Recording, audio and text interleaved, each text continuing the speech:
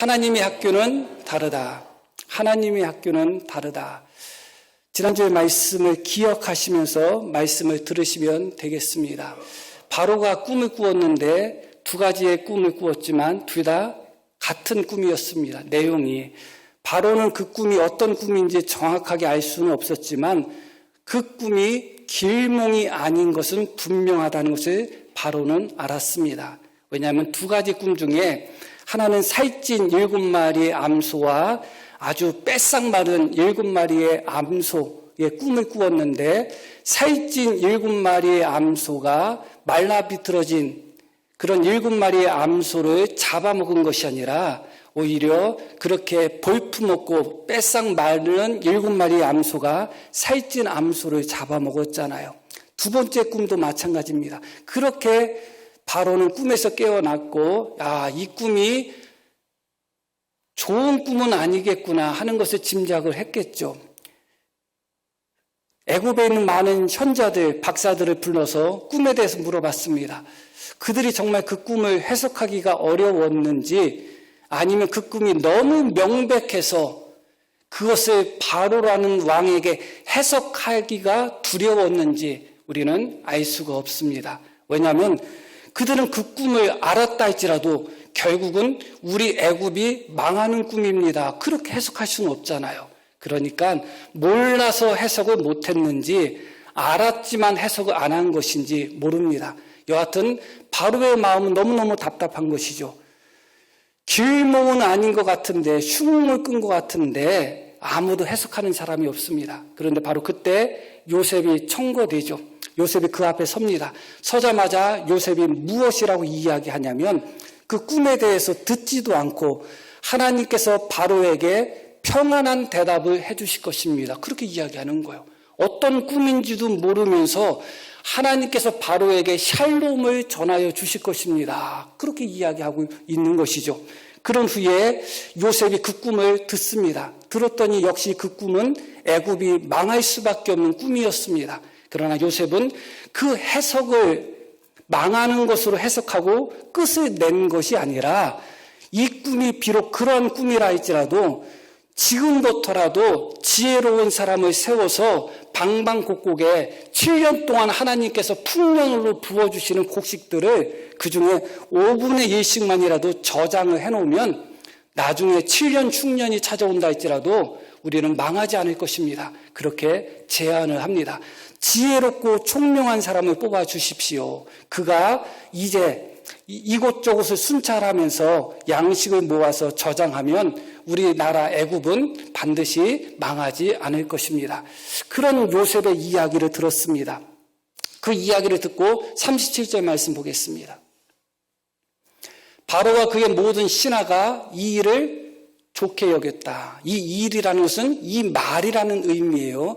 요셉의 말을 좋게 여겼다. 기쁘게 여겼다. 선하게 여겼다. 그런 뜻이 여기에 담겨 있습니다. 바로뿐만 아니라 그의 모든 신하들이 요셉의 말을 어떻게 했다고요? 좋게 여겼다. 기쁘게 여겼다. 받아들였다. 그런 말이죠.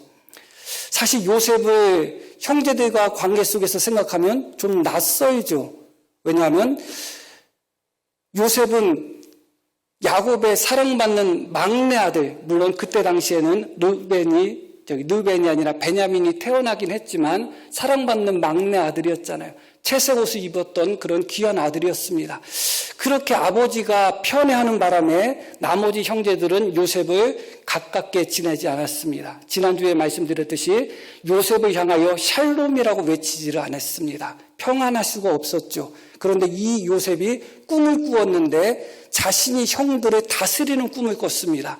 17살 먹은 소년이라면 어느 정도 장성했다고 할 수도 있음에도 불구하고 일반적으로 생각이 있다면 자기 형들에게 그 꿈을 이야기할 필요는 없죠. 그런데 요셉이 어떻게 합니까? 지난주에 말씀 보면 형들에게 간청했다고 해요.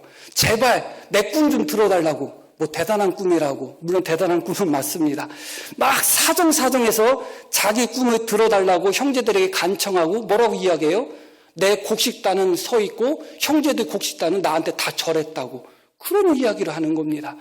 형들한테 해서는 안 되는 꿈이죠. 그러니까 성경에 뭐라고 나옵니까? 형제들이 이것으로 인하여 요셉이 이 꿈을 이야기한 것으로 말미암아 요셉을 안 그래도 미워했는데 더욱 미워했다는 겁니다.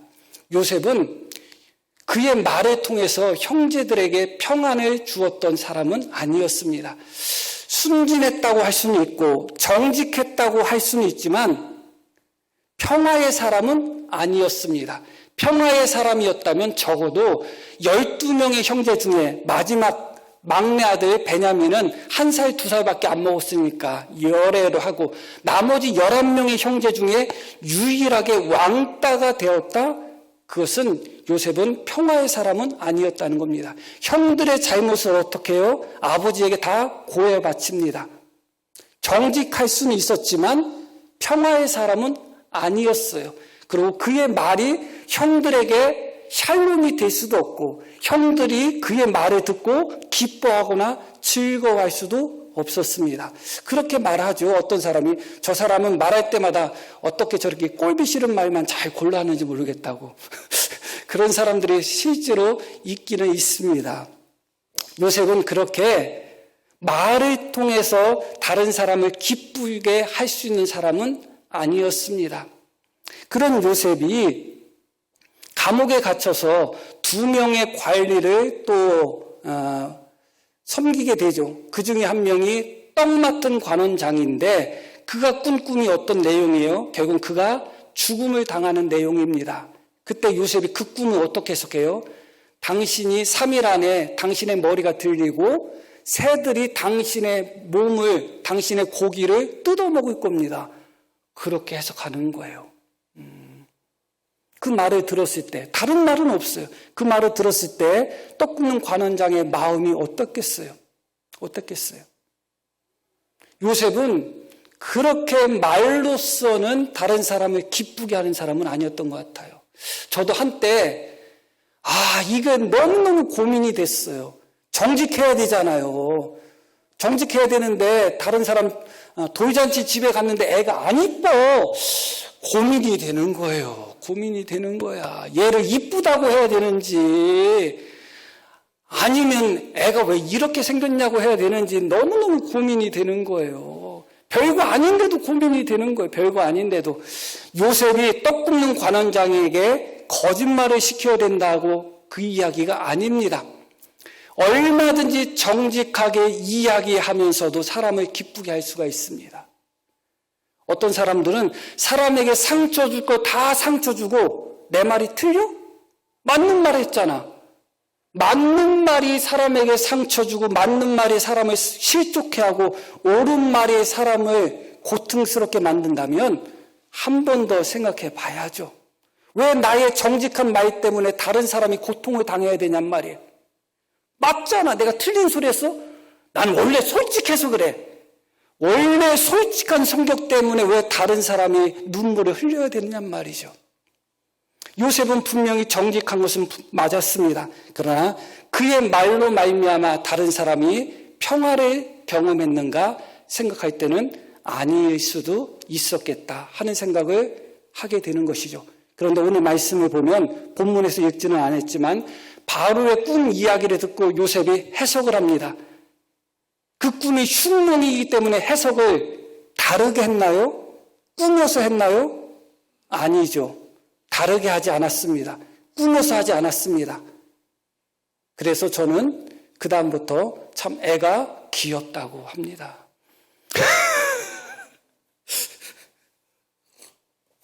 오늘 이 말씀은 기억하지 마시고 혹시 젊은이 중에 나중에 결혼해서 돌잔치에서 저한테 돌예배 드리자고 했을 때 제가 애가 귀엽다고 했을 때 오늘 말씀을 기억하지 마시기를 바랍니다. 귀엽다? 그런 쪽으로 머리가 잘 기억나면 안 돼요. 여하튼 요셉은 정직하게 해석했어요. 근데 놀랍게도 정직하게 해석하면서도 평화를 전했어요. 평안을 전했어요. 이것은 망하는 꿈입니다. 그러나 그럼에도 불구하고 지혜롭고 명철한 사람을 세워서 미리미리 대비를 하면 이 흉년에 우리가 망하지 않고 생명을 구원할 것입니다. 그렇게 하면 됩니다. 그렇게 이야기하는 겁니다. 그런 요셉의 말을 듣고 바로뿐만 아니라 모든 신하들이 기뻐했다는 겁니다. 선하게 여겼다는 것입니다. 일전에는 그의 형제들은 요셉의 말을 듣고 요셉을 더욱 미워하고 요셉을 시기할 수밖에 없는 그런 말을 했는데, 떡 굽는 관원장도 요셉의 말을 듣고 더 마음이 고통스러울 수밖에 없었는데, 어느 순간 요셉의 말은 샬롬을 전하는 말이 되었던 것이에요.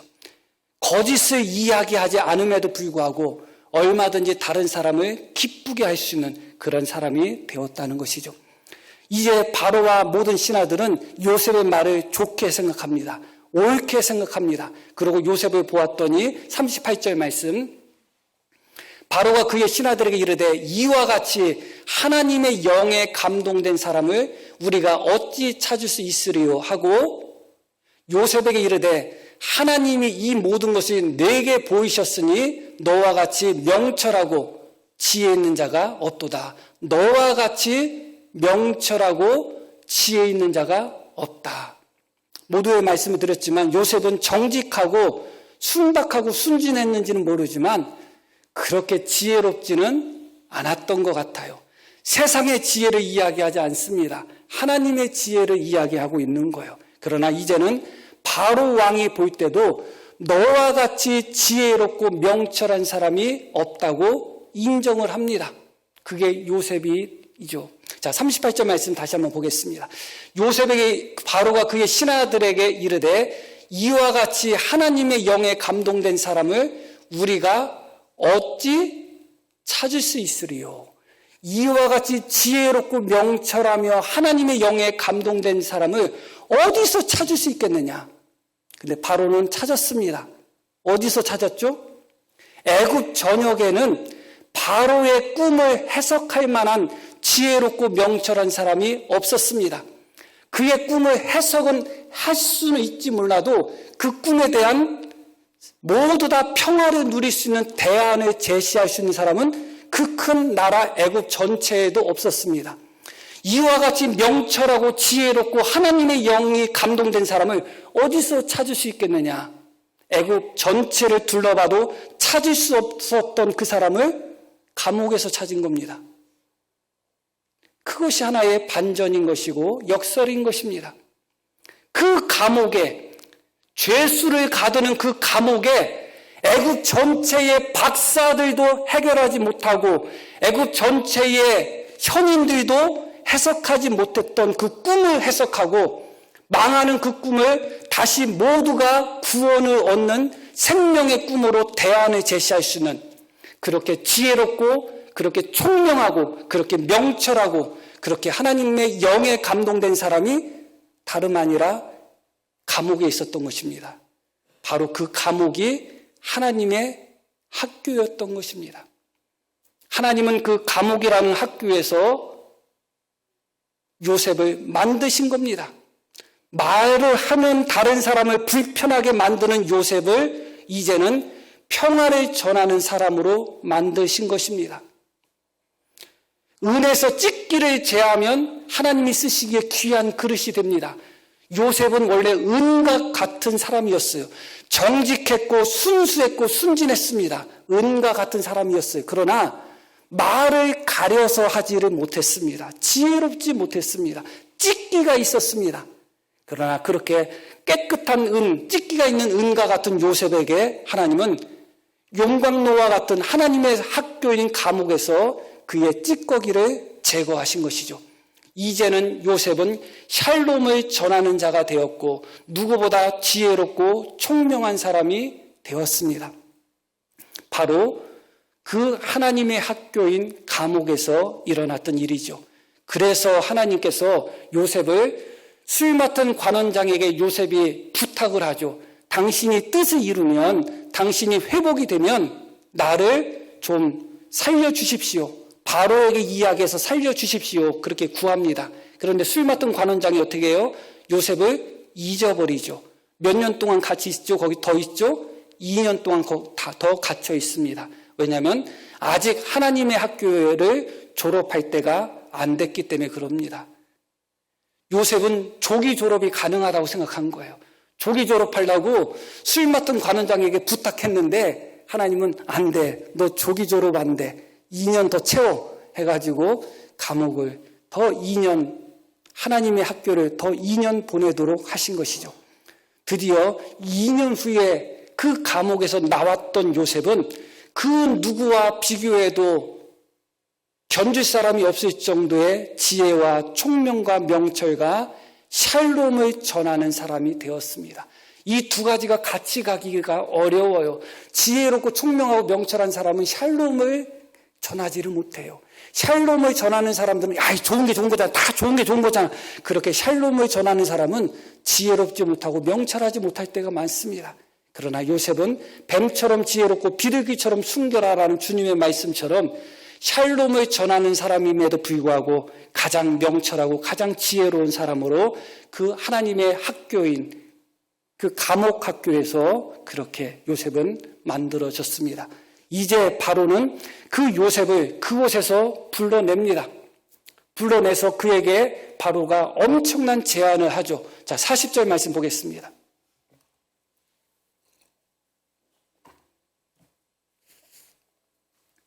너는 내 집을 다스리라. 너무 놀라운 말씀이에요. 요셉의 그날 아침은 감옥에서 죄수의 신분으로 응 하고 일어났습니다. 그런데 그날 저녁은 어디서 잤는지는 모르지만 애굽의 총리로서 침대에 누웠어요. 이게 가능한 얘기입니까? 너는 내 집을 다스리라는 거예요. 요셉에게. 내 백성이 다 내 명령에 복종하리니 내가 너보다 높은 것은 내 왕자뿐이니라. 이 바로 왕은 바지사장하겠다는 거예요. 본인이 스스로. 모든 권력을 다 너에게 넘겨주겠다. 왕의 자리 하나만 내가 가지고 있겠다. 내 집을 다스리라. 이어지는 말씀도 바로가 또 요셉에게 이르되 내가 너를 애굽 온 땅의 총리가 되게 하노라 하고 43절 자기에게 있는 버금수레의 그를 태우매 무리가 그의 앞에서 소리 지르기를 엎드리라 하더라. 바로가 그에게 애굽 전국을 총리로 다스리게 하였더라.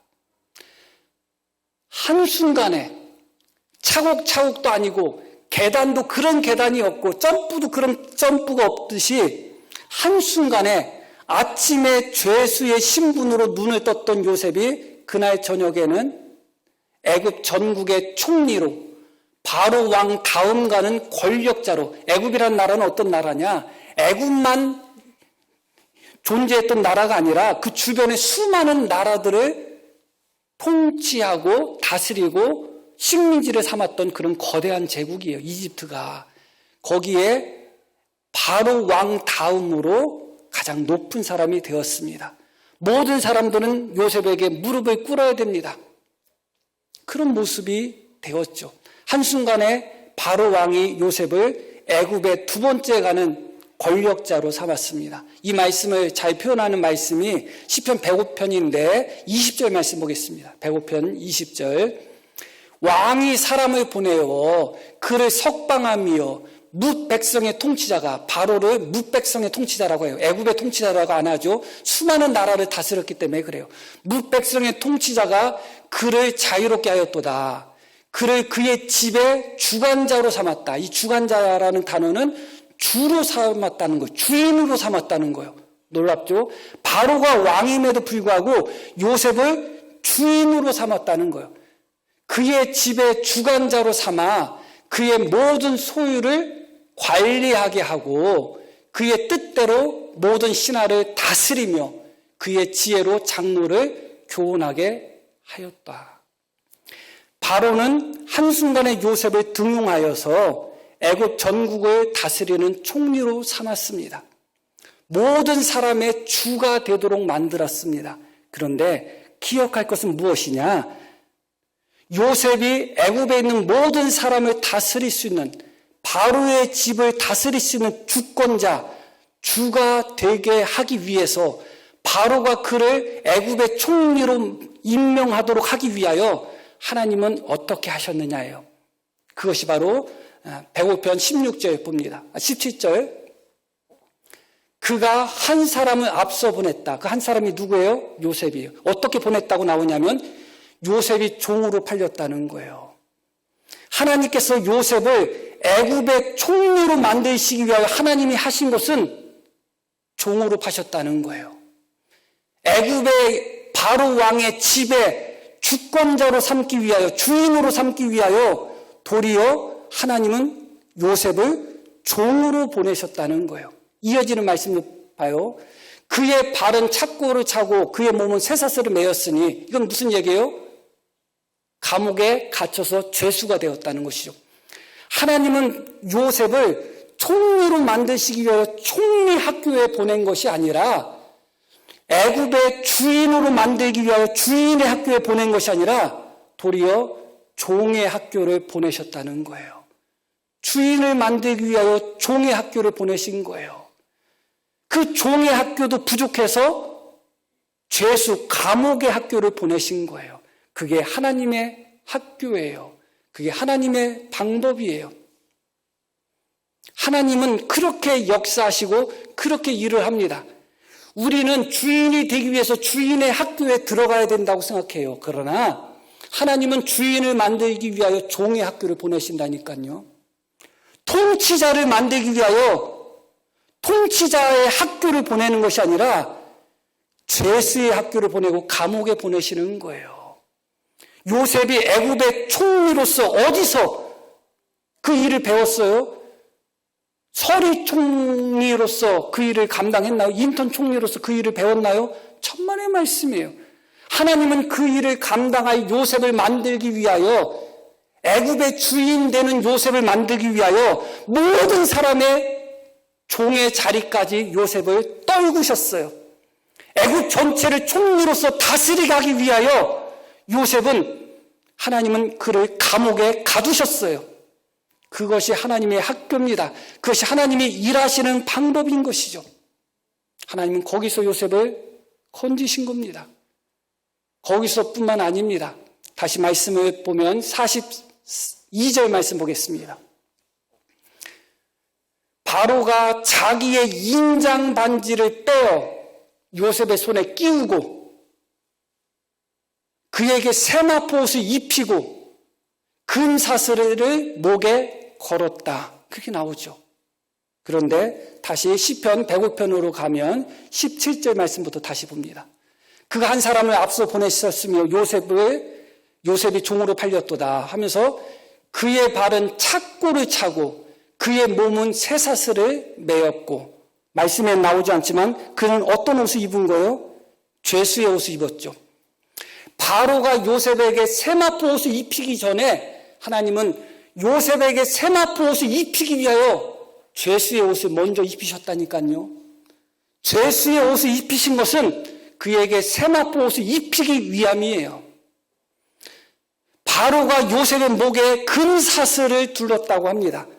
그런데 하나님은 바로가 요셉의 목에 금사슬을 두르게 하기 위하여 어떻게 하셨어요? 그의 목에, 그의 몸에 쇠사슬을 먼저 두르신 거예요. 그게 이해가 되시나요? 바로가 요셉의 손에 인장반지를 끼웠다고 나오죠. 그렇게 하기 위하여 하나님은 어떻게 하셨냐? 요셉의 발에 착고를 채우신 겁니다. 그의 발은 착고에 찼지만 결국은 그 학교, 하나님의 학교를 졸업한 요셉은 그의 손에 인장반지를 끼게 된 겁니다. 그의 목에 쇠사슬을 둘렀던 요셉은 하나님의 학교를 졸업한 후에는 목에 금사슬을 두른 것입니다. 그의 옷이 죄수의 옷을 입었던 요셉은 하나님의 학교를 졸업한 후에는 도리어 세마포 고운 옷을 입게 되었던 것이죠. 그게 하나님이 하시는 방법이에요. 하나님이 내 목에 금사슬을 둘러주시기 원한다면 조그맣게 자꾸 금 목걸이를 만들지 않으셔요. 도리어 나에게 쇠 목걸이, 쇠 사슬을 내 목에 건다니까요. 그러면 생각하시면 됩니다. 내가 드디어 하나님 학교에 입학했구나. 하나님이 나에게 쇠 사슬을 거신 거 보니까 나를 위한 금사슬이 준비되었구나를 믿으시면 됩니다. 그게 하나님의 방법이고 하나님의 학교인 것입니다. 하나님은 언제나 높이기 위하여 어떻게 하시는 분이에요? 높이기 위하여 높이시는 분이 아니에요. 높이기 위하여 낮추시는 하나님이고 반대로 낮추기 위하여 높이시는 하나님이에요. 낮아진 경험이 없는 상태에서 높아졌다면 두려워하셔야 돼요. 낮아진 경험 속에서 높아졌다면 하나님이 높이신 거지만 낮아진 경험이 없는 상태에서 높아진 자는 하나님이 반드시 낮추기 위하여 높이신 겁니다. 그게 하나님의 방법인 겁니다. 하나님은 기꺼이 요셉의 목에 금사슬을 두르기를 원하셨습니다. 그러기 위하여 쇠사슬을 먼저 감으셨습니다. 하나님은 그의 손에 인장반지를 끼워주기를 원하셨습니다. 그러기 위해서 그의 발에 착고에 채우신 것입니다. 그게 하나님의 역사고 하나님의 방법인 것입니다. 그 하나님의 학교가 이해가 되시나요? 이해가 안 되죠. 이해가 돼도 어려워요. 저는 그 하나님의 학교를 이해할까요? 못할까요? 이해하니까 설교를 하죠. 그런데 어려워. 이해하지만도 어렵습니다. 깨달아도 이 하나님의 학교를 견디고 참고 무사히 졸업한다는 것이 쉬운 얘기가 아닙니다. 하나님의 방법은 언제나 반대로 갑니다. 다시 본문 말씀 44절로 한번 돌아가겠습니다. 바로가 요셉에게 이르되 나는 바로라. 애굽 온 땅에서 내 허락이 없이는 수족을 놀릴 자가 없으리라. 애굽의 모든 백성들이 내 말이 없다면, 내가 허락하지 않는다면 수족을 놀릴 수 있는 사람이 없다. 다시 말해서 요셉이 너 꼼짝만 했는데 움직인다. 그럼 요셉은 그를 죽일 수도 있는 권한이 있는 거예요. 과장처럼 보이지만 과장은 아니고 실제로 그렇습니다. 하나님은 요셉을 애굽의 모든 사람들을 다스리는 자로 만들기를 원하셨어요. 배고편 다시 21절 말씀 봅니다. 배고편 21절. 그를 그의 집의 주관자로 삼아 그의 모든 소유를 관리하게 하고 그의 뜻대로 자기 마음대로 요셉의 마음대로 모든 신하를 다스리게 하셨다. 그리고 오늘 읽으신 창세기에서는 뭐라고 말씀해요? 네 명이 없으면, 너의 허락이 없으면 애굽에 있는 어떤 사람도 수족을 놀리지 못할 거라는 거예요. 하나님은 그 위치로 요셉을 세우신 겁니다. 그 위치로 세우셨어요. 그러기 위해서 하나님이 먼저 무엇을 하셨느냐? 그의 발에 착고에 채우고 그의 몸을 쇠사슬로 묶어서 정작 요셉이 자기 몸을 자기 스스로도 움직이지 못하게 하셨어요. 모든 사람의 수족을 통제할 수 있는 권력을 요셉이 갖기 전에 그러게 하기 위해서 하나님은 요셉이 자기 몸조차도, 자기 손조차도, 자기 발조차도 자기 마음대로 움직이지 못하도록 쇠사슬과 착고로 붙들어 매셨다니까요. 그런 후에 비로소 모든 백성이 너의 명령이 없이는 수족을 움직이지 못할 거라는 그 권세가 주어진 것입니다. 왜 그런지를 이해가 가시죠? 그것을 경험하지 않았다면 요셉은 난폭한 통치자가 될 수 있습니다. 그러나 본인이 자기 수족을 자기 마음대로 놀려보지 못했던 경험을 가졌기 때문에, 그 억압의 경험을 가졌기 때문에, 그 감옥의 경험을 가졌기 때문에 요셉은 그 권세가 있고 권한이 있고 힘이 있다 할지라도 함부로 사람들을 억압하지 않을 겁니다. 함부로 사람들을 제어하지 않을 것입니다. 그러나 그것을 경험하지 않았다면 요셉은 모든 사람의 수족을 자기 마음대로 움직이고 통제했겠죠. 그러기 위하여 하나님은 모든 사람이 요셉의 허락이 없이는 수족을 움직이지 못하도록 하기 위하여, 그 자리에 요셉을 세우기 위하여 하나님은 요셉이 자기 손과 발과 자기 몸조차도 자기 마음대로 움직이지 못하는 상황에서 그를 훈련시키고 교육시킨 것입니다. 그게 바로 하나님의 학교인 것입니다. 하나님의 학교는 우리가 생각하는 학교와 너무 달라요. 이런 말이 있습니다. 처음에는 내가 술을 먹지만 어느 정도 먹다 보면 술이 나를 먹고, 그 다음에는 술이 술을 먹고, 그 다음에 마지막에는 술이 나를 먹는다고 이야기하는 이야기 들어보셨죠? 고맙습니다. 고맙습니다. 그러니까요. 제가 그 얘기 하려다 꾹 참았어요. 참았는데 왕관을 쓰려는 자, 왕관의 무게를 이겨라 하는 말이 있어요. 왕관의 무게가 뭐 그 엄청나게 무겁겠어요? 실제로 엄청나게 무거운 왕관을 썼던 왕들도 고대에는 많아요. 그러나 그런 의미는 아니겠죠. 왕으로서의 그 자리에 무게가 있어요. 어떤 무게가일까요? 여러 가지가 있겠죠. 제가 왜 처음에는 내가 술을 먹지만 마지막에는 술이 나를 먹는다는 말씀을 드렸을까요? 처음에는 우리가 권력을 잡습니다. 그러나 어느 순간에는 권력이 나를 삼켜버려요. 내가 권력한테 잡힌다니까요. 우리는 성공을 쫓아가죠. 내가 성공을 붙잡습니다. 그러나 어느 순간에는 그놈의 성공이 나를 붙잡아버립니다. 내가 거기에 종이 돼버리는 것이죠. 성공의 무게를 이기지 못하는 겁니다. 권력의 무게를 이기지 못하는 겁니다. 권력의 힘을 당하지 못하는 겁니다. 그래서 어느 순간에 그 권력에 도리어 내가 삼켜버려지는 것이죠. 돈을 쫓아가고 부귀영화를 쫓아갑니다. 내가 돈을 잡고 성공을 잡았는지 몰라요. 그러나 어느 순간 그놈의 돈이 나를 삼켜버린다니까요. 그 돈의 힘에 눌려버리는 겁니다. 사람들이 왜 변할까요?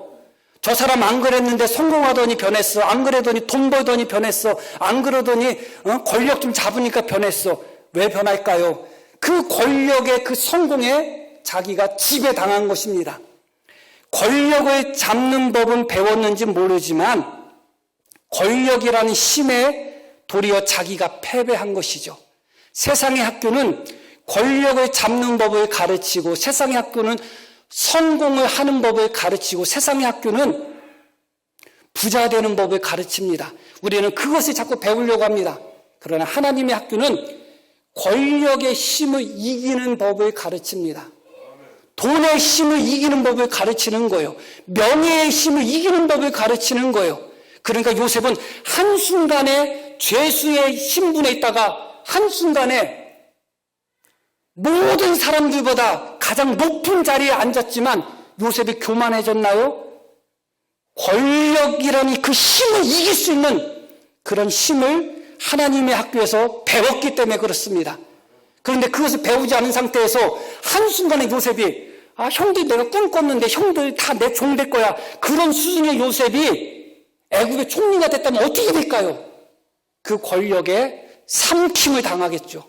우리가 배워야 되는 것은 권력을 잡고 성공을 잡고 돈을 잡고 능력을 잡는 법이 아니라 그 힘을 이길 수 있는, 그래서 권력을 내가 잡아도 넉넉하게 권력의 종이 되지 않고 그 권력을 내가 다스릴 수 있는, 물질을 잡아도 내가 그 물질의 종이 되지 않고 넉넉하게 그 물질을 다스릴 수 있는 그런 힘을 우리는 배워야 되는 것이고, 그 힘이 결국은 하나님의 학교에서 배우는 것이고 하나님 우리에게 그것을 가르쳐 주시는 것입니다.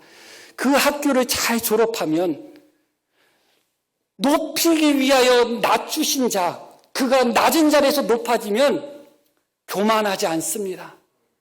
그 높은 자리에서 범죄하지 않습니다. 하나님은 그렇게 우리를 만들기를 원하시는 것입니다. 세상은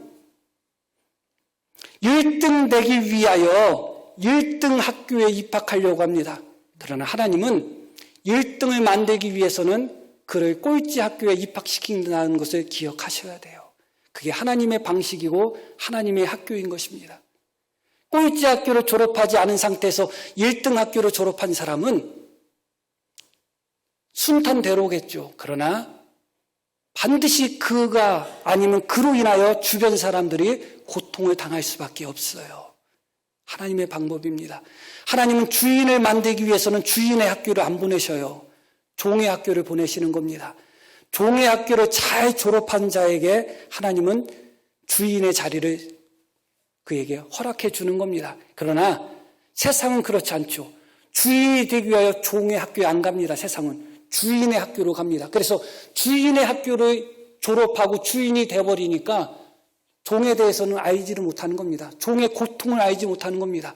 그러다 보니까 못된 주인이 되는 것이고 못된 1등이 돼버리는 것입니다. 하나님은 위로자를 만들기 위하여 위로의 학교에 그를 보내지 않습니다.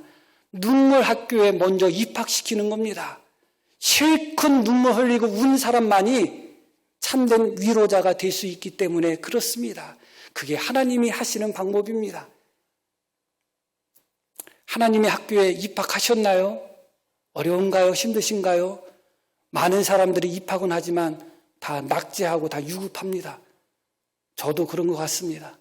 같이 그 하나님의 학교를 잘 이겨내기를 바랍니다. 하나님이 일하시는 방법을 잘 깨닫기를 바랍니다. 그것을 깊이 깨달을 때 하나님이 나를 어떻게 다루시고 계시는지, 내가 현재 서 있는 위치가 어떤 위치인지를 알 수가 있습니다.